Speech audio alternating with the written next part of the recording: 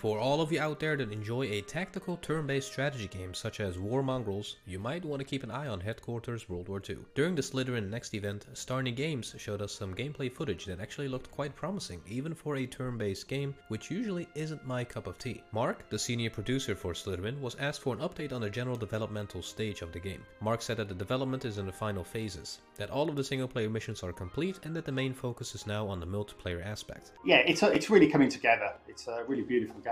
When Alexander Seenin, the COO and lead game designer at Starny Games, was asked for a general description of the game, we got a clear description and something to look forward to as well. Headquarters World War II is a tactical turn-based strategy game set in the Normandy theater. There was a large focus on realism, with unit positioning mattering greatly both when attacking but also when taking cover from incoming fire. The game will release with 3 main campaigns for the UK, US and Germany. The game will also release with a map editor. It is not clear whether there will also be a scenario editor or general workshop compatibility, but we'll just have to wait and see. The first mission of the German campaign was shown next by Mark and Alexander. The mission starts at the beginning of the Normandy campaign, and before the match starts, you are given time to start with purchasing units you want to use in the initial phase of the battle. In this gameplay footage, Alexander mentioned that the world is very destructible, such as buildings, tree lines and so on, which affects the cover these entities give, so you really have to play in a flexible way. We are shown an example of a machine gun targeting infantry in the open, which does not end well for the poor lads, with infantry behind cover having a much better time. There will be skills you can unlock and heroes you can use in your army to give them certain perks and abilities, or to unlock brand new units as well. As I mentioned before, unit positioning is very important. Flanking an armored vehicle will give you a better chance at winning these engagements. Even sunflower fields give you a certain amount of cover, as is shown here. They do obviously take some hits, but are able to retaliate with great effect. Now let's move on to the multiplayer. This is the first time multiplayer footage from Headquarters is actually shown. The game comes with up to 4-player multiplayer. You might wonder how multiplayer in a turn-based game works.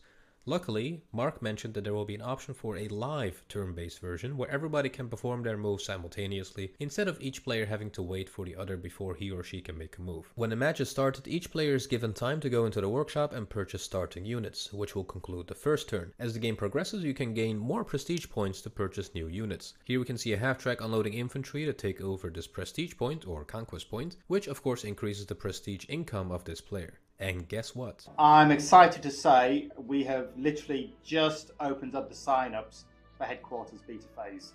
So if you head over to the Slytherin website and sign up, you'll be blowing up buildings and tanks and flaming infantry in a few days. So yeah, check that out. Go and sign up and you can have a play. Thank you guys for watching. Subscribe for more RTS news and future gameplay videos.